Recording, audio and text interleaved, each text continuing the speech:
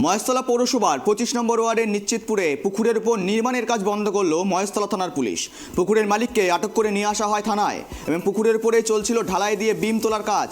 রাতেই খবর পেয়ে মহেশতলা থানার পুলিশ ঘটনাস্থলে পৌঁছে পুকুরের মালিককে আটক করে নিয়ে আসা থানায় এবং কাজ বন্ধ করা হয়। এই বিষয়ে মহেশতলায় 25 নম্বর ওয়ার্ডের কাউন্সিলর হাজী শেখ রেজাউল হকের সঙ্গে যোগাযোগ করা হলে তিনি জানিয়েছেন কোনো পারমিশন ছাড়াই কাজ করছিল, যেটা বেআইনি বলে আমরা মনে করি।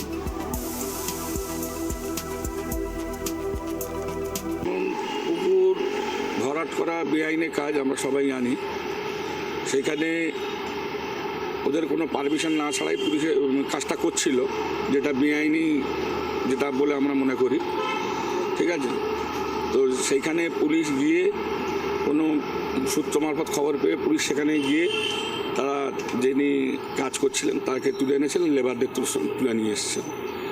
আর আমরা পুকুর ভরাটটাকে কোনোদিনই সমর্থন করি না, আর করবো না।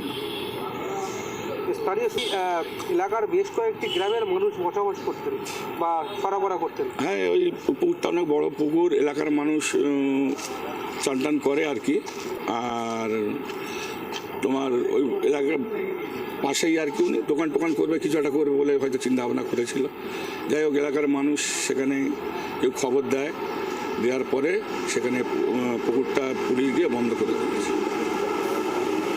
পৌরসভা তরফ থেকে কোনো কমপ্লেন করা হয়েছে? শুনুন, আজকে তো পৌরসভা বন্ধ, শনিবার। ঠিক আছে, পুলিশ নিজে গিয়েই বন্ধ করে